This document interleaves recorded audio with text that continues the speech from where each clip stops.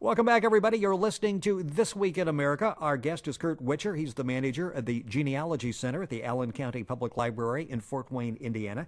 Talking about genealogy, Curt is back with us on This Week in America. We've talked before about some of the attributes of the Genealogy Center here, one of the tops in the country, where people literally will come to Fort Wayne, Indiana, spend a number of days, and piece all of the information together. Curt is back with us in the program, and something that we talked about briefly the last time is 5-10 years ago, people would talk about this, and they'd be like, "Why, this is like really going to be work." And you're saying with all the assets that are available now, all the bits of information available, you actually can pretty much hit the ground running now to try to piece the family history together. Absolutely, and that's golden for getting a lot of people started, particularly younger people who may not have a whole lot of time. We all know how busy our lives are.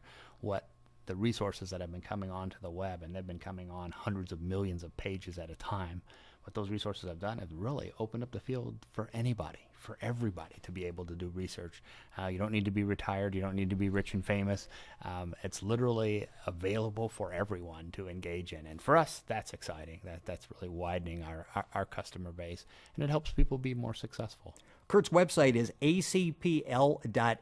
Our website is thisweekinamerica.us. You can log on to us and link up to that information. And I mention that specifically because you talk about on your website how to get started. Briefly, what are the first couple of steps someone should do to get started? Amazingly, even in our high-tech age, the best first step to take is to find information in what we call the family setting. Is there a family Bible that has births and marriages and deaths recorded in the family pages? Is there a holy book that has remembrance cards and obituary notes? And are there living relatives that you can speak with? The first best thing to do is to gather what we call the 3 building blocks: names, dates, and places of relatives and their events. Who was my grandmother on my father's side? What was her maiden name? When was she born? When did she marry grandpa? When did she die? Where is she buried? Little touchstones like that begin to provide us with clues about where we can search on the web, about what books we'll need to look at in the library, about what film we might want to loan from the Family History Library in Salt Lake City. So the first best thing to do is really the same as always: gather as much as you can from family sources, whether they're photograph albums, treasure books, scrapbooks, and most importantly, living relatives. Once you've got that, you've got wonderful websites and great living resources at the library to tap for direction. How important is it, and you can do, I know, a lot of this online, but to actually physically come to a genealogy center like Allen County Public Library in Fort Wayne and have someone like yourself or the trained librarian make sense of all of this? Well, we liken it to any other endeavor. Let's say you're fixing your car, and you can find a tremendous amount of information on a 67 Classic Chevy online about the firing sequence and what all is needed. But boy, it's really nice to be able to talk to a mechanic about how you really take the engine apart and what things you might want to do first. Same thing with genealogy. You are leagues ahead if you say, well, this is the information I've gotten from my family sources.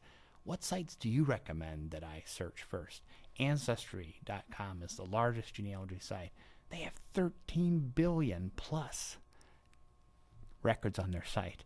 Wouldn't it be nice to talk to someone about what part of that site should I search first based on the information that I have? How should I use the US Gen Web project? What things are on Roots Web? How do I use the other literally dozens of online sources? So it's whether you want to venture out on your own and make all of the mistakes and little foibles that people make when they're really not directed very well, or when you have like a guide along the path with you. We think that it makes a tremendous amount of difference. How do you see young people responding to all of this? I know it's been a concern, not necessarily a concern, but a goal to try to get family history incorporated more in schools, in social studies, in history class, that type of thing. Are the young curious where they came from, family history? It's amazing that you asked that. It's something that we're very keen on. I could talk for hours, and I know we have just seconds, but K through 12 history education is not done very well in the United States. If they would incorporate genealogy and family history into those curricula, oh my goodness, you would have kids that are excited about doing things. Why talk about World War I in abstract terms of generals and battles and number of people killed? Why not talk about World War I and how people in Allen County or Orleans Parish, Louisiana, or Denton County, Missouri, how those communities provided troops, what they did on the home front. Look at some letters that people wrote back and forth. Interesting thing about kids, when they see their family name, whether it's a relative or not, in a newspaper, on a census record, in a document, there's almost something, and I hate to use this term, but it's like magic. There's almost a little switch that goes on in their brain that says, hey, this is cool. There have been a number of studies, and you may have read some of these, about at-risk kids. One of the greatest ways of simmering at-risk kids down, getting them to focus on studies, is to show them something about their family. It's sort of an affirmation of, you are somebody. You're not a nobody. Look, here's your grandfather. He worked hard in this particular shop. This is what he did. Hey, look, here's your great-great-grandfather. Says here that he came to this country in X year. He must have been an immigrant. Think about what that meant. It's amazing. It's amazing what impact it has on kids. It's a wonderful way to teach history. The way we've been teaching history is wrong. We're doing what we call the general white man's history. Everything's white. Everything's at the high level of generals and battles and major movements.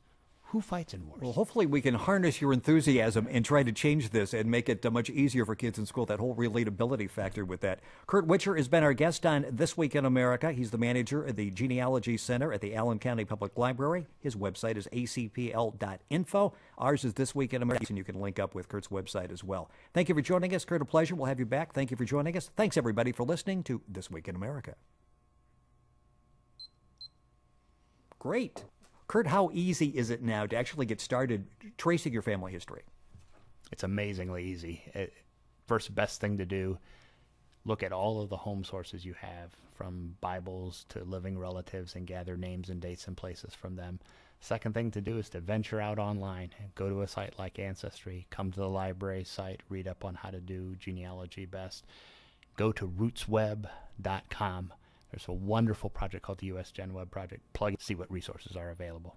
So a lot of the information we actually have to get started. Absolutely. Absolutely. And it's available in-house here and online. Perfect. Thank you.